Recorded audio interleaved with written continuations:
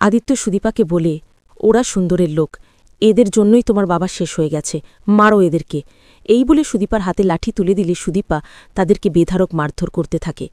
এরপর সুদীপা একটা পাথর তুলে তাদেরকে মারতে গেলে আদিত্য সুদীপাকে আটকায়। তারপর সেই গুন্ডাটা পালিয়ে গেলে আদিত্য তার পিছু নিয়ে মারতে থাকে। আর পিছন দিক থেকে একটা গুন্ডা ছেলে ছুরি দিয়ে আদিত্যকে আঘাত করতে এলে অভ্র এসে বাঁচিয়ে নেয়। ওদিকে কুন্তলা রূপাকে দেখতে পেয়ে বলে, কে তুমি, এদিকে খোড়ো। তখনই রূপা কুন্তলাকে আঘাত করে সেখান থেকে পালিয়ে যায়।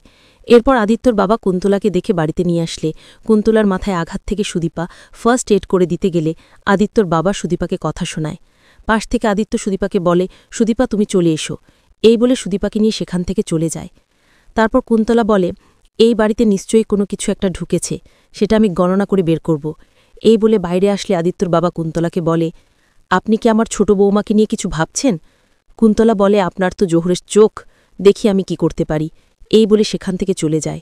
রাত্রিবেলা সুদীপা তার বাবার স্বপ্ন দেখে ঘুম ভেঙে গেলে বাইরে এসে কাঁদতে থাকে।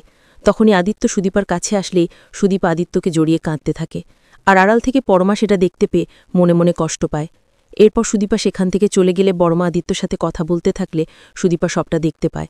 পরের দিন সুদীপা হোস্টেলে যাওয়ার জন্য ব্যাগপত্র গোছাতে থাকলে আদিত্য ঘুম ভেঙে গেলে সুদীপা বলে, আসলে আমি মেডিকেল কলেজে যাচ্ছি অ্যাডমিশন নিতে, আর কোনো একটা হোস্টেলে থাকবো, এর জন্য অ্যাপ্লাই করব। আদিত্য বলে, আপনি যেখানে খুশি যেতে পারেন, আপনি মুক্ত, কিন্তু আমি আপনাকে হোস্টেলে থাকার ব্যবস্থা করে দেব, আপনার নিরাপত্তা রক্ষার দায়িত্ব আমার। এই বলে সেখান থেকে চলে যায়। তারপর সুদীপা চিৎকার করে বলে, আমার দায়িত্ব কাউকে নিতে হবে না, আমি চলে যাব এখান থেকে।